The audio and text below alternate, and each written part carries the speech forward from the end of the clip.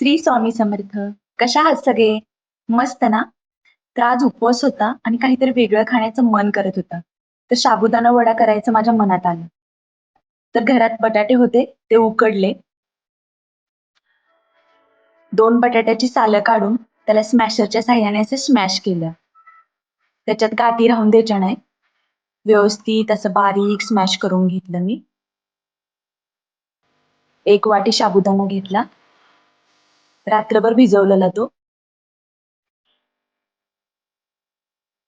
चवीनुसार मीठ टाकायचं त्याच्यामध्ये.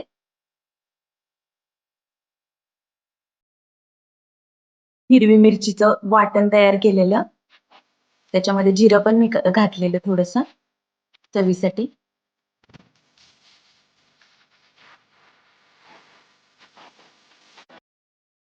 शेंगदाण्याचं कूट घातलेलं 4 चमचे. हे सगळं एकजीव करायचं.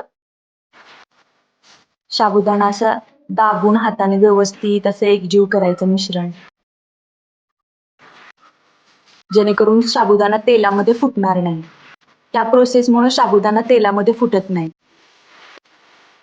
असं व्यवस्थित एकजीव करून घ्यायचा आणि त्याचा गोळा बनवायचा.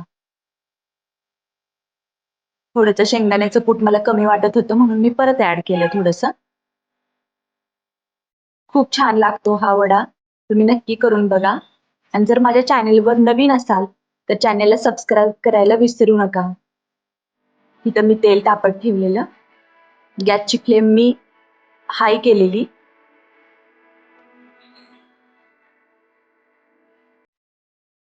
आता हाताला थोडंसं पाणी लावायचं आणि गोल असे वड्यांचा आकार द्यायचा त्याला. जास्त जाड बनवायचे नाहीत, पातळच करायचे म्हणजे क्रिस्पी बनतात. एवढ्या पिठाचे माझे 10 वडे झालेले बनवून.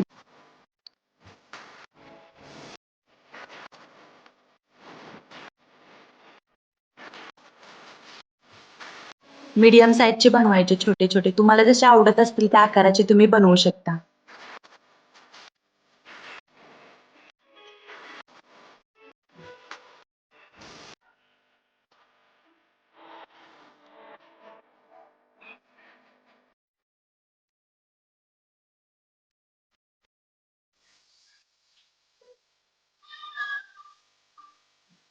आता ते तापले, आपण तळून घेऊया.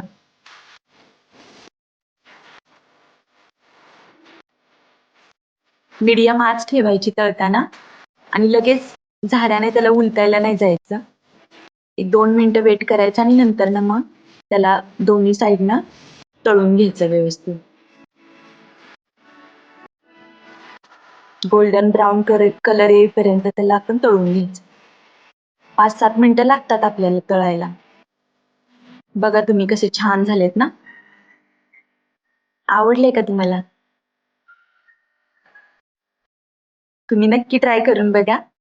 रेसिपी आवडली असेल तर लाईक करा, शेअर करा आणि चॅनेलवर नवीन असाल तर सबस्क्राईब करायला विसरू नका. तर भेटूया आपण पुन्हा एका नवीन रेसिपीसह.